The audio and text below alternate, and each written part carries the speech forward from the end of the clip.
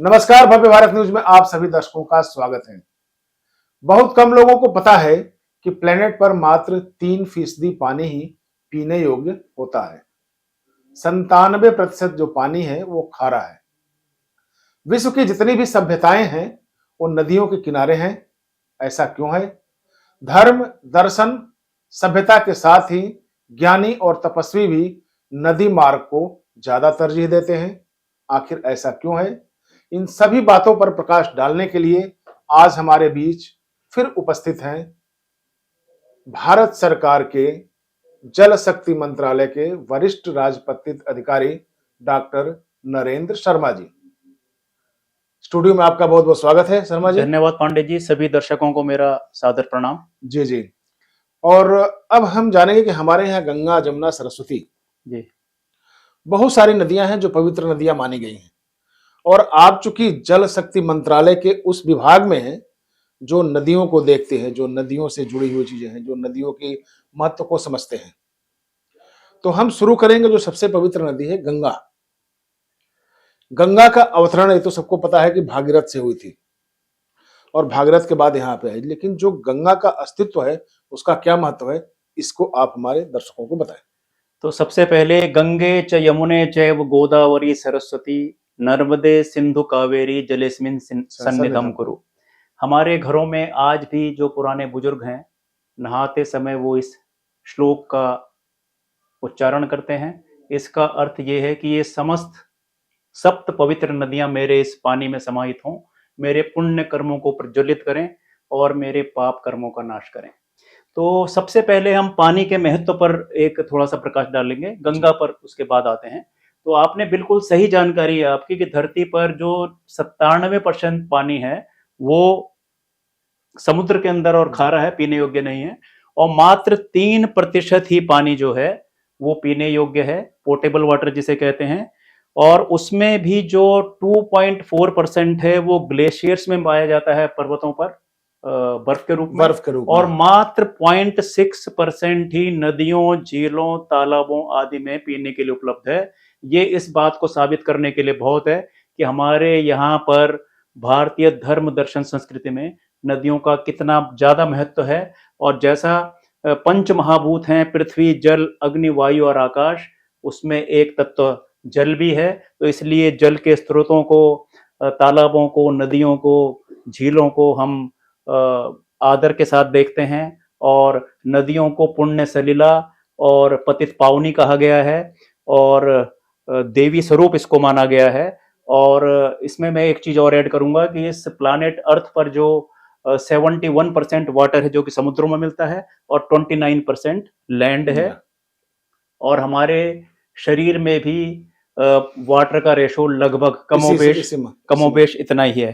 तो नदियों का बहुत जबरदस्त महत्व है।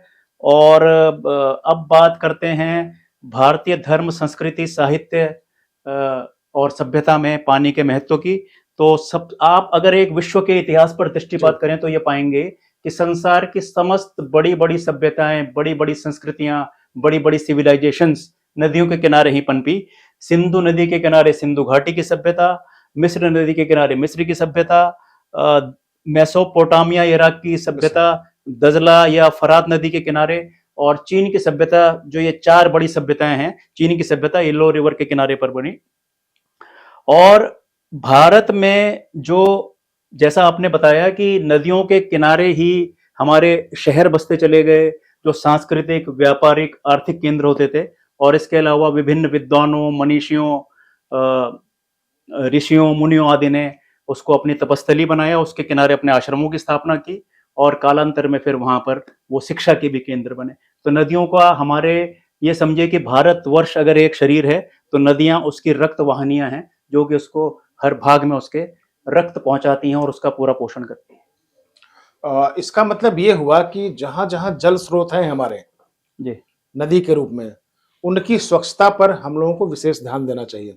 भारत सरकार भी इस पे अच्छा काम कर रही है और खैर दिल्ली में तो अब सरकार भी आ गई है, तो लगता है कि यमुना की स्थिति काफी बेहतर होगी।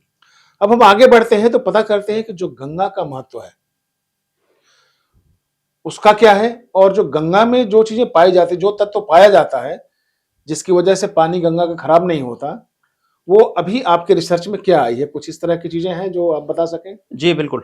पौराणिक, धार्मिक, सांस्कृतिक, ऐतिहासिक, साहित्यिक दृष्टि से गंगा भारत की सर्वाधिक महत्वपूर्ण नदी है। भगवान राम के जो हमने पीछे एपिसोड किए थे राम की ऐतिहासिकता के संदर्भ में, जी जी। उसमें हमने बताया था कि राम के बिना भारतवर्ष की कल्पना भी नितांत असंभव है। तो जैसे राम के बिना भारत की कल्पना नहीं की जा सकती, ठीक उसी प्रकार से गंगा के बिना भी भारत की कल्पना नहीं की जा सकती। गौमुख से जब ये फूटती है, जैसा कि उसमें एपिसोड में शायद हमने बताया था कि ऐसा वर्णन है कि पुराणों में कि गंगा की उत्पत्ति शिव की जटाओं से हुई। उसका अगर हम सिंबॉलिक सिग्निफिकेंस देखें तो वो ये है कि जो कैलाश मानसरोवर है, वहां से मानसरोवर से पानी ग्लेशियरों, पर्वतों से रिश्ता रिश्ता गौमुख तक पहुंचता है और वहां से फूटता है। तो इसीलिए शायद ये माना गया होगा कि गंगा शिव की जटाओं से निकलती है, और वहां से निकलने के बाद जब ये फूटती है तो ये भारत के लगभग 5 राज्यों से निकलकर उत्तराखंड, उत्तर प्रदेश, बिहार, झारखंड और पश्चिम बंगाल, इन 5 राज्यों से निकलती है और लगभग 2500 किलोमीटर के अपने सफर को तय करके गंगा सागर नामक स्थल पर, जो बंगाल में है, वहां से सागर में मिलती है। और वहां पर भी गंगा सागर दशहरा साल में एक मेला लगता है, और ये भी कहा जाता है कि सारे तीर्थ बार बार, गंगा सागर एक बार, क्योंकि उसी दिन निश्चित दिन पर होता है वो।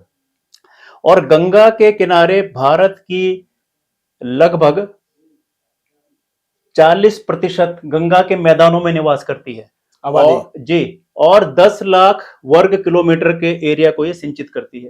तो इसलिए आप ये देखिए कि गंगा का हर तरह से महत्व है। भारत की आर्थिक शक्ति को बढ़ाने में भी गंगा का महत्व है, पेयजल भी मिलता है, और हमारे परिवहन का भी साधन है, और हमारे ये पूरे राष्ट्र जीवन को पुष्टि प्रदान करती है। जी जी। गंगा में वो कौन सा तत्व पाया जाता है जिसकी वजह से पानी उसकी खराब नहीं होता? हाँ, आपने सुना होगा कि गंगा जल को लाकर अगर किसी बर्तन या शीशी वगैरह में हम रखते हैं तो वो सालों तक खराब नहीं होता। उसका जब इसका साइंटिफिक एनालिसिस, विश्लेषण किया गया, तो वैज्ञानिकों ने ये पाया कि इसमें एक बैक्टीरियोफॉस नाम का एक बैक्टीरिया होता है, that is a good bacteria. वो खराब किस्म के बैक्टीरिया को पनपने नहीं देता। जैसे कि शरीर के अंदर गुड कोलेस्ट्रॉल और बैड कोलेस्ट्रॉल होता है, तो ये गुड एक बैक्टीरिया है जो अन्य बैक्टीरिया को पनपने नहीं देता। इसलिए पानी हमेशा स्वच्छ, ताजा, निर्मल बना रहता है, और ये कभी बासी नहीं पड़ता, कभी खराब नहीं होता। गंगा में देखा गया है कि कई तरह की नदियां भी मिलती हैं जी, लेकिन अगर बैक्टीरिया, एक गुड बैक्टीरिया, जैसे कि बैक्टीरियोफाज आपने नाम दिया है इसको जी, अगर, तो क्या ये सिर्फ गंगा में रहती है या गंगा के पानी के सहारे जो नदियां मिलती है ये वहां तक भी रन कर सकती हैं, जैसे ये जमुना का हो गया और भी हो गया? बहुत अच्छा प्रश्न किया आपने पांडे जी। तो गंगा जब निकलती है तो बैक्टीरियोफॉस इसमें गौमुख में ही शामिल हो जाता है, क्योंकि उस समय की हमारी अधिकतर जो नदियां हैं भारतवर्ष की, उत्तर भारत की खासकर, वो हिमालय क्षेत्र से निकलती हैं, और अपने साथ वो उस वन्य प्रदेशों की औषधियां, जड़ी बूटियां, वनस्पतियां आदि साथ लेकर चलती हैं। तो बिल्कुल वो एक अमृत तुल्य हो जाती हैं। तो बैक्टीरियोफॉस तभी उसमें शामिल हो जाता है, और उसके बाद जो जो नदियां उसमें मिलती चली जाती हैं वो गंगा ही कहलाती है। कि वो है ना कि जो भी गंगा में मिला तो वो सुरसरी उसका नाम पड़ जाता है। तो एक नदिया एक नार कहावत, नार मतलब नाला, एक नदिया एक नार कहावत, मैलो नीर भरो, उसमें मैला जल है नाले में, पर जब दोनों मिली एक बरन भई, लेकिन जब दोनों मिलकर एक सी बहती हैं, पर जब दोनों मिली एक बरन भई, सुरसरी नाम पर, तो उसका नाम सुरसरी यानी कि गंगा पड़ जाता है। तो गंगा का पानी न अपने साथ तो वो बैक्टीरियोफॉस लेकर चलता ही, लेकिन जो नदियां उसमें समाहित होती चली जाती हैं, तो कालांतर में जो उसके ट्रिब्यूटरी हैं, जो उसकी सहायक नदियां हैं, वो उसमें यमुना भी मिलती है, चंबल भी मिलती है, कोसी गंडक भी किसी स्टेज में मिलती हैं। तो वो पानी निर्मल वैसा ही होता है जैसे कि वो गोमुख से चला था, बशर्ते कि हम बीच में उसको मैला न कर दें या पोल्यूटेड न कर दें। तो गंगा के पानी का वो बैक्टीरिया फिर उस और बैक्टीरिया को भी खत्म करके उसको गंगा जल की तरह निर्मल पवित्र बना देता है। नहीं, मेरा जो सवाल है ये क्यूरियोसिटी है, और मुझे लगता है कि हमारे दर्शकों की भी क्यूरियोसिटी यही होगी। गंगा के साथ, गंगा के प्रवाह के साथ जो चीजें मिल गई वो गंगा के वेग में गंगा बन गई जी, ठीक है। लेकिन अगर बैक्टीरिया जो होती है वो फैलती है जी, उसको डायरेक्शन नहीं पता है, जहां उसको जगह मिलेगा, अगर पानी की बैक्टीरिया है तो पानी जहां मिलेगी वो फैलेगी। वैसे भी जमुना का पानी क्यों नहीं है इस तरह का है? जैसा मैंने पहले बताया कि ये उद्गम क्षेत्र में ही शायद कुछ इस तरह की वनस्पतियां पाई जाती हैं, जिसका अभी तक खोज नहीं हो पाया, जिसकी कि शायद खोज नहीं हो पाई है। तो वो फिर जो भी इसमें समाहित पानी होता चला जाता है वो वैसा ही पवित्र और शुद्ध होता चला जाता है। गंगा जल की महत्ता जो गंगोत्री में है वही गंगा सागर में भी है, वैसा ही पानी शुद्ध उसका पवित्र निर्मल वहां पर भी है, वैसे प्रयागराज में है, वैसा हरिद्वार में, ऋषिकेश में, वैसे गोमुख में, गंगोत्री में है। फिर मैं इसको दूसरे तरह से पूछता हूँ भी, जी जैसे कोई इंजेक्शन आप लगाइए, एक नस में लगाइए, जी पूरे शरीर में फैल जाता है। जी जी बिल्कुल बिल्कुल। तो बैक्टीरियोफॉस जो इसमें है वो जो भी पानी इसमें मिलता चला जाता है उसको वो शुद्ध करता चला जाता है। जैसा कि आरओ प्लांट आपने घर में लगा लिया तो जो भी पानी उसमें जाएगा जिस भी क्वालिटी का गुणवत्ता का हो वो उसको अपने एक निश्चित एक मापदंड के हिसाब से उसको शुद्ध करता चला जाएगा। तो गंगा जल में भी जो बैक्टीरियोफॉस नाम का जो बैक्टीरिया है वो हर पानी को जो भी उसमें मिलता है उसको निर्मल करता चला जाता है। तो देखिए जो गंगा है, गंगा बहुत महत्वपूर्ण नदी इसलिए मानी जाती है कि उसके जल का महत्व है, और हम चाहे जिस कास्ट से या जिस सभ्यता से बिलोंग करते हैं उसको हम किसी भी तरह से हमें नष्ट नहीं होने देना चाहिए, यानी गंगा को दूषित नहीं करना चाहिए। हम लोग कभी देहात में जाते हैं, उधर अगर गंगा के दुर्गम स्थानों पर जाते हैं, देखते हैं कि कुछ लोग टॉयलेट कहीं और करते हैं और पानी आके गंगा में ही छूते हैं। जैसे कोई डेड बॉडी हो गई तो डेड बॉडी को विसर्जित भी वहीं करते हैं। जैसे अभी कोरोना के समय में हाहाकार मच गया था यूपी सरकार को लेके कि उसमें ऐसी डेड बॉडी, वहां की परंपरा आई है। लेकिन गवर्नमेंट जो है, गवर्नमेंट इस चीज को रोक सकती है और रोकना भी चाहिए, क्योंकि ऐसे जो शुद्ध नदी है वो न भूतो न भविष्यति, न कभी हुई है और न कभी होगी, मिलेगी। आगे बढ़ते हैं और मैं चाहूंगा कि और आप प्रकाश डालें। हाँ, गंगा पर तो जितनी बात की जाए उतना कम होगा, लेकिन इस एपिसोड को हमने सीमित करना है तो पूरा ये जल के बारे में है। तो गंगा नदी के अंदर मछलियों की फिश स्पीसीज 140 किस्म की पाई जाती हैं। 140 किस्म की फिश स्पीसीज पाई जाती हैं। और इसके किनारों पर जो फ्लोरा एंड फौना, जो वनस्पतियां, जो पशु पक्षी और ये जो पर्यावरण के जो जितने भी मापदंड हैं सारे उच्च कोटि के हैं। और महाभारत कालीन और रामायण कालीन जितने भी मुख्य घटनाएं हैं वो गंगा के तटों पर ही घटित हुई। चाहे वो भगवान श्री राम केवट ने उनको गंगा पार कराई हो, या गंगा पुत्र भीष्म रहे हों, या इस तरह के, तो महाभारत हमारे यानी कि गंगा रामायण से महाभारत तक और आज तक वो लगातार उसका प्रवाह सतत जारी है। तो गंगा इसलिए हरिद्वार, काशी, ऋषिकेश, प्रयागराज, गंगा सागर आदि प्रमुख तीर्थ स्थल हैं। और जो भारतवर्ष का प्रथम गणराज्य था, मगध गणराज्य, वो गंगा नदी के तट पर ही पनपा था। तो ये गंगा नदी का एक छोटा सा एक विवरण है उसके बारे में, महत्ता है उसका। जी, एक जो सबसे महत्वपूर्ण बात आती है कि पंच प्रयाग की जो नदियां हैं जी, पंच प्रयाग की नदियां हमारे जीवन में कितना महत्व रखती हैं और इनका क्या उद्देश्य क्या है?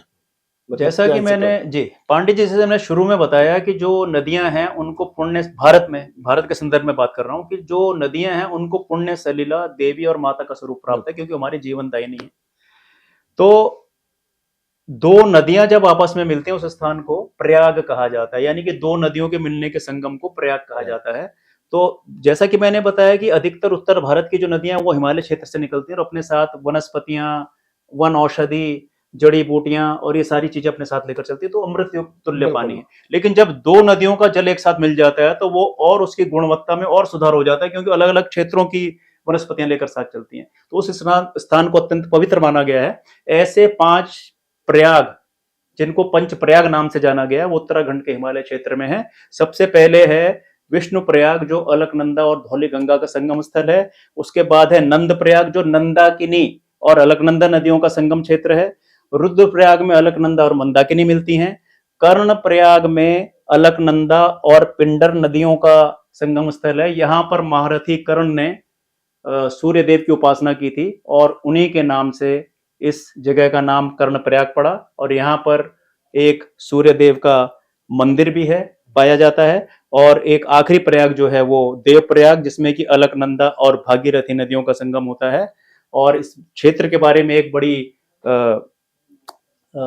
इंटरेस्टिंग चीज है देवप्रयाग के बारे में, कि यहाँ पर भगीरथी नदी को सास और अलकनंदा नदी को बहू कहा जाता है। सास बहू जी। और फिर आता है प्रयागराज।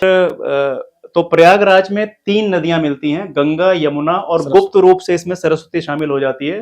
तो 3 नदियों का संगम, त्रिवेणी संगम जो ये बनता है, ये भारतीय धर्म संस्कृति में अत्यंत पवित्र माना गया है। और जो 144 साल बाद जब 12 पूर्ण कुंभ जब संपन्न होते हैं, तो जो 144 वर्ष के बाद फिर महाकुंभ लगता है, तो वो महाकुंभ अभी चल रहा है। तो इसमें देश भर के तो आ ही रहे हैं, इसमें विदेशों से, पूरी दुनिया भर से श्रद्धालु आके, इसमें विदेशी भी आ रहे हैं, भारतीय मूल के लोग भी आ रहे हैं, विदेशी भी आ रहे हैं, हर धर्म वर्ग जाति के लोग इसमें आकर अपना डुबकी लगा रहे हैं, स्नान कर रहे हैं। और ये भारत की एकता का एक जबरदस्त, अनेकता में एकता का एक जबरदस्त प्रतीक है कुंभ का मेला। सनातन तो है ही ऐसा जी जो सभी का तन सुना रहे हैं। जी जी जी जो मानव धर्म है वही सनातन जी, धर्म है, उसमें जी। ना कोई कास्ट एंड जी, क्रीड जी। कुछ भी नहीं है। वैसे इसके बारे में एक और इंटरेस्टिंग तथ्य है कि प्रयागराज का नाम इलाहाबाद कैसे पड़ा। सन 1575 में तत्कालीन मुगल सम्राट अकबर ने इस स्थान पर विजिट किया और उसको ये जगह इतनी सुरम्य, इतनी पसंद आई, इतनी रमणीक जगह थी कि उसने इसका नाम अल्लाहाबाद कर दिया। अल्लाहाबाद। अल्लाहाबाद, जिसको कालांतर में शाहजहां ने इलाहाबाद किया। हालांकि सन 2018 में उत्तर प्रदेश सरकार ने पुनः इसका नाम प्रयागराज कर दिया। जी जी।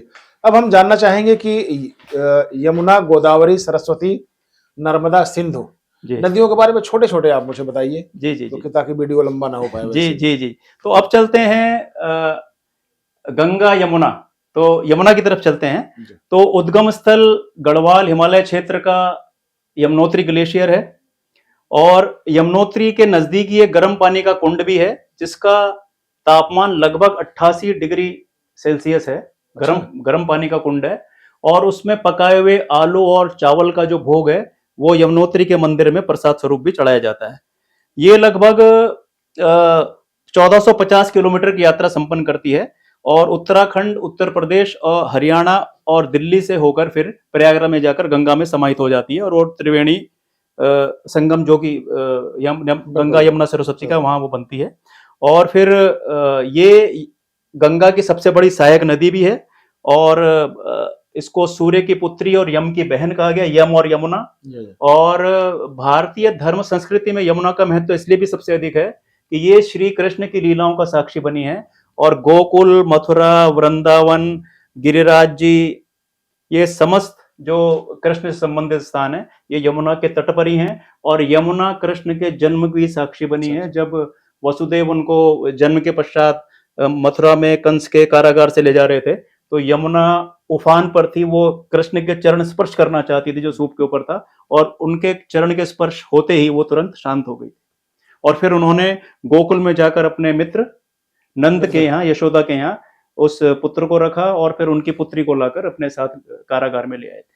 पौराणिक है या साइंटिफिक है कुछ इसमें? नहीं, तो पौराणिक है, ये तो हमारी आस्था है, विश्वास। आस्था है, बिल्कुल बिल्कुल। जी जी। अब हम आते हैं गोदावरी पे। जी, तो वो आपको ले चलते हैं दक्षिण की गंगा कही जाने वाली गोदावरी नदी के तट पर। इसका पौराणिक इतिहास ये है कि ऋषि गौतम ने घोर तप किया गंगा को इस क्षेत्र में लाने के लिए। महाराष्ट्र का एक क्षेत्र है ये। तो इस पर भगवान शिव ने प्रकट होकर ये कहा कि गंगा को यहाँ लाना तो संभव नहीं, लेकिन उन्हीं के समकक्ष एक नदी यहाँ पर ब्रह्मगिरी पर्वत से उनका उद्गम होगा और कालांतर में फिर वो गोदावरी के नाम से प्रसिद्ध हुई। और उस नदी को वही महत्ता दी जाती है हमारी भारतीय धर्म दर्शन संस्कृति में जो कि गंगा की है। और इसी पर्वत के समीप, ब्रह्मगिरी पर्वत के समीप ही त्र्यंबकेश्वर भगवान शिव का एक ज्योतिर्लिंग भी है। और ये नदी यहाँ से निकलकर महाराष्ट्र, तेलंगाना, आंध्र प्रदेश और उड़ीसा से होकर फिर बंगाल की खाड़ी में मिलती है। और इसका एक पौराणिक महत्व तो ये भी है कि यही गोदावरी नदी के तट पर पंचवटी थी, जहां पर कि भगवान राम, अनुज, लक्ष्मण और सीता के साथ उन्होंने पर्णकुटी बनाकर रहे थे। और यहीं पर लक्ष्मण ने शूर्पणखा के नाक और कान काटे थे। और इसी नासिका के काटने से, यानी कि शूर्पणखा की नासिका काटने से, इस जगह के आसपास का नाम नासिका पड़ा, नासिक पड़ा, क्योंकि संस्कृत में नासिका नाक को कहते हैं और उसी से इसका नाम नाक पड़ा। और जो कुंभ मेला जो हर 12 वर्ष में प्रयागराज में लगता है, वो मेला यहाँ भी इसके गोदावरी नदी के तट पर लगाया जाता है। सरस्वती जो विलुप्त नदी मानी गई है, उसका उद्गम क्या है और क्या उसका महत्व है? सरस्वती नदी अभी विलुप्त मानी गई है, लेकिन इसका वर्णन ऋग्वेद में मिलता है और भूगर्भीय वैज्ञानिकों, नासा के साइंटिस्टों ने अपने रिसर्च के आधार पे निष्कर्ष निकाला है कि किसी समय में ये नदी जमीन के ऊपर बहा करती थी, लेकिन कुछ ऐसी हलचल हुई टेक्टोनिक प्लेट्स में, कुछ ऐसी भूकंप वगैरह है जिससे इसका कुछ एरिया भूमिगत हो गया। और कुछ वैज्ञानिकों का ये भी मानना है कि ये नदी आज भी उत्तर प्रदेश, पंजाब, हरियाणा और राजस्थान में भूमिगत बह रही है, और फिर ये प्रयागराज में गुप्त रूप से जाकर यमुना और गंगा में समाहित होकर पवित्रतम त्रिवेणी का निर्माण करती है। और सप्त सिंधु प्रदेश जो हमारा था, जिसको कि आज पंजाब का क्षेत्र कहते हैं, तो उसमें भी सरस्वती नदी का उल्लेख ऋग्वेद में हमें मिलता है। बाहर इसका कहीं नहीं है, जैसे जमीन के ऊपर बाहर इसका कोई आज उसका कोई बाहर का इसका कोई ऐसे फिजिकली कोई इसका दृष्टिगोचर नहीं होता। रिसर्च में आ गया है। जी, जी जी जी। अब हम चलते हैं ब्रह्मपुत्र के बाद में, क्योंकि ब्रह्मपुत्र एक बड़ी नदी है जी, और ब्रह्मपुत्र का महत्व कम भी लोग जानते होंगे जी, तो उसके बारे में आप जरा। जी, ब्रह्मपुत्र का शाब्दिक अर्थ है ब्रह्मा का पुत्र। भारतवर्ष की जितनी भी नदियां हैं उनके फीमेल नेम्स हैं, गंगा, यमुना, कावेरी, सरस्वती इत्यादि। एकमात्र जो इसमें अपवाद है, जो एक्सेप्शन है, वो है ब्रह्मपुत्र। इसका कारण यह है कि ये ब्रह्मपुत्र एक नदी न होकर महानद है, और ये भारतवर्ष की सबसे लंबी नदियों में इसको कहा जाएगा। लगभग 3000 किलोमीटर, 2900 किलोमीटर की यात्रा तय करके चीन, भारत और बांग्लादेश से होती हुई ये बंगाल की खाड़ी में गिरती है। और संसार का सबसे बड़ा द्वीप मजोली आइलैंड और सबसे छोटा द्वीप, नदी के द्वीप जो हैं, उमानंद, ये इसी के अंदर बसते हैं। और इसका फ्लोरा फौना बड़ा रिच है, और वनस्पतियों, पशु पक्षियों की अनेक प्रजातियां इसके किनारों पर पाई जाती हैं। और जो फेमस जो काजीरंगा नेशनल पार्क है आसाम में, जो वो भी इसी के तट पर स्थित है। और मॉनसून के दिनों में जब चीन से बहुत ज्यादा पानी आता है तिब्बत से, तो ये नदी उफान पर होती है और उसके बाद विकराल रूप धारण कर लेती है। और आसाम और उत्तर पूर्व के कुछ राज्यों में हर वर्ष बाढ़ से ये बहुत ज्यादा लोग प्रभावित होते हैं, हाहाकार मचा देती है। जी जी जी। अब हम आते हैं इतिहास में कुछ अभिशप्त नदियां भी हैं जी। तो अभिशप्त नदी क्या है और किस कारण से अभिशप्त हुई है वो? ऐसी मेरी रिसर्च में 3 नदियां हैं जो कि अभिशप्त मानी गई हैं। हालांकि नदियों को हमेशा ही पुण्य, सलिला, देवी और माता का स्थान प्राप्त है, लेकिन फल्गु, कर्मनाशा और चंबल ऐसी 3 नदियां हैं। फाल्गु कौन से? फल्गु, कर्मनाशा और चंबल, ये 3 नदियां अभिशप्त मानी गई हैं और इन्हें अपवित्र माना गया है। इसका कारण ये है कि फल्गु नदी के किनारे लाखों लोग अपने पूर्वजों का, मृत लोगों का, संबंधियों का पिंडदान करते हैं, जिसकी वजह से इसके पानी का सेवन नहीं किया जाता, इसमें स्नान नहीं किया जाता। और कर्मनाशा नदी के बारे में ऐसा कहा जाता है कि इसको छूने मात्र से बनते कार्य बिगड़ जाते हैं। और सर्वाधिक अभिशप्त नदी राजस्थान, मध्य प्रदेश और उत्तर प्रदेश की 1000 किलोमीटर लंबी नदी यमुना की ट्रिब्यूटरी चंबल नदी है। इसका पौराणिक वर्णन यह है कि राजा रंतिदेव ने लाखों पशुओं की बलि एक साथ दी, जिससे चर्मणवती नदी का जल लाल हो गया, जल मतलब अभिदय हुआ, उद्गम हुआ। और चर्मणवती इसका पुराना नाम चर्मणवती नदी था संस्कृत में, जिसका अर्थ है कि जिसके किनारे पशुओं का चर्म यानी कि चमड़ा सुखाया जाए। और फिर चंबल के पानी में ऐसा जरूर कोई चीज है कि इसका सेवन करने वाला आक्रामक हो जाता है, क्योंकि मात्र पितृ भक्त, परम मात्र पितृ भक्त श्रवण कुमार जब इस क्षेत्र में आया अपने माँ बाप को अपने उसे क्या कहते हैं उसमें बिठाकर, तो इस चंबल नदी का जल सेवन करके वो आक्रामक हो गया और अपने माँ बाप को ऐसे ही छोड़कर वहां से निकल गया। हालांकि बाद में उसे अपनी गलती का एहसास हुआ और उसने वापस आकर क्षमा मांगी। इसके अलावा इस क्षेत्र में पिछली सदी के उत्तरार्ध में अनेकों दस्यु सम्राटों ने अपने गिरोह बनाए, डाकुओं ने गिरोह बनाए और हजारों लोगों का नरसंहार किया। और इसमें मोहर सिंह, मान सिंह, तहसीलदार सिंह, फूलन देवी, पान सिंह तोमर, ये बड़े फेमस हमारे दस्यु सम्राट हुए, जिन्होंने बाद में इन्होंने सरेंडर किया सरकार के आगे। और इस तरह से ये हमारी कुछ अभिशप्त नदियां भी हैं। चलिए, ये रही जानकारी चंबल नदी के बारे में, जो शायद आप लोग भी नहीं जानते होंगे कि चंबल का पानी इतना उग्र क्यों होता है और उसके आसपास पाए जाने वाले जगह में जो लोग निकलते हैं वो गर्म खून के क्यों होते हैं। अब हम आगे बढ़ते हैं इस सिलसिला को जारी रखते हुए, क्योंकि आप लोगों के लिए बहुत महत्वपूर्ण है कि नदियों का महत्व जानना और उसके गुणों को खंगालना। तो अब हम चलते हैं सीधे नर्मदा नदी के पास कि नर्मदा नदी का ऐतिहासिक महत्व क्या है और हमारे जीवन में कितना उपयोगी हुआ है। जी पांडे जी, तो ऐसा बताया जाता है कि जो पुण्य हमें अन्य पवित्र नदियों के स्नान से मिलता है, वो नर्मदा नदी के दर्शन मात्र से स्वतः ही प्राप्त हो जाता है। नर्मदा नदी भारतवर्ष की एकमात्र ऐसी नदी है जिसकी परिक्रमा की जाती है। ये अवधि 3 वर्ष 3 महीने और 13 दिन की मानी गई है, लेकिन कुछ लोग इसे 108 दिन में भी पूरा करने का संकल्प करते हैं और उसे पूरा भी करते हैं। लंबाई इसकी कितनी है? लगभग 1000 किलोमीटर की ये नदी है और इसके तट पर अनेक पौराणिक ऋषियों ने अपने आश्रमों की स्थापना की, जिसमें अत्रि, मार्कंडेय, अगस्त्य ऋषि आदि बहुत प्रसिद्ध हैं। और इसका जो उद्गम स्थल है उसका वर्णन पुराणों में भी है और वो भी बड़ा पूजनीय तीर्थ स्थल है सनातन के लिए, वो अमरकंटक जगह है। और इसके अंदर जो पाने वाले जो शिवलिंग हैं, जो पत्थर हैं, उनकी आकृति शिवलिंग की तरह होती है और इसीलिए कहा जाता है कि इसके कंकर कंकर में शंकर है। और वो स्वयं भू प्राण प्रतिष्ठित शिवलिंग होते हैं, उनको प्राण प्रतिष्ठा करने की आवश्यकता नहीं होती, उनको कहीं पर लाकर आप स्थापित कर दीजिए, प्राण प्रतिष्ठा की आवश्यकता नहीं होती। तो इसलिए नर्मदा नदी का भी भारत की संस्कृति में गंगा के समकक्ष ही महत्व है। जी, अब पंजाब के कुछ पंज नदियां हैं जी, तो उसके बारे में आप बताएंगे कि ये हमारे जीवन के लिए कितना उपयोगी है। भारतवर्ष का पंजाब एकमात्र ऐसा राज्य है जिसका नाम कि वहां पर बहने वाली नदियों के नाम पर पंच आब, यानी कि 5 नदी, आब फारसी में कहा जाता है पानी को, यानी 5 नदियों का प्रदेश पंजाब।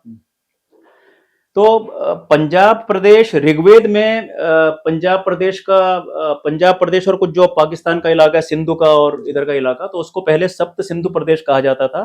तो उसमें 7 नदियां बहा करती थी, रावी, ब्यास, चनाब, झेलम, सिंधु, सरस्वती और सतलज। तो कालांतर में तो सरस्वती विलुप्त हो गई और बाकी 5 नदियां सिंधु नदी की ट्रिब्यूटरी बनकर उसमें समाहित हो गई। और मुगल काल में इसको पंचनद नाम हटाकर इसका पंजाब प्रदेश कर दिया गया। और फिर जैसा कि मैंने पहले बताया कि पंजाब एकमात्र ऐसा राज्य है भारत का जिसका नाम की नदियों के नाम से है। और ये बाद में सरस्वती नदी विलुप्त हो गई और फिर ये नदियां सिंधु की ट्रिब्यूटरी बनकर शामिल हो गई। और आके फिर ये भारत सरकार ने एक पाकिस्तान सरकार से समझौता किया 1960 में, जिसमें कि वर्ल्ड बैंक ने मीडिएटर किया उसमें, और जिसमें कि आपको जानकर ताज्जुब होगा कि लगभग 81% पानी इंडस वाटर सिस्टम का पाकिस्तान में जाता है और मात्र 19% पानी ही भारत में रहता है, जो कि हम पूरा इस्तेमाल नहीं कर पाते। और अब ऐसा कुछ चल रहा है कि इस पे कुछ बांध वगैरह बनाएंगे, उस पानी को स्टोर करेंगे, लेकिन वो सारा पानी पाकिस्तान कराची के रास्ते फिर अरब सागर में जाकर मिलता है। जी जी, तो ये रही हमारी भारत की नदियां और आपके माध्यम से ये पता चला है कि वह कितना हमारी जिंदगी के लिए महत्वपूर्ण है और इनके उद्गम स्थान और जहां ये समाप्त होती हैं इसके बीच में क्या क्या कौन कौन सी महत्व की चीजें हैं। नदियां चाहे कोई भी हो, जीवनदायिनी तो होती ही है, इतना तो पक्का है।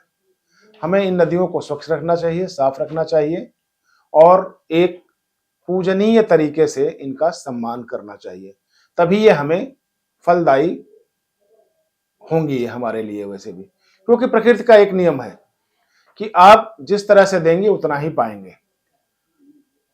तो आज के एपिसोड में इतना ही, अगले एपिसोड में फिर मिलेंगे, तब तक के लिए नमस्कार और आपको भी बहुत बहुत धन्यवाद। एक आखिर में एक चीज कहना चाहूंगा जी जी, कि अगर फुर्सत मिले तो पानी की तहरीरों को पढ़ लेना, अगर फुर्सत मिले तो पानी की तहरीरों को पढ़ लेना। हर एक दरिया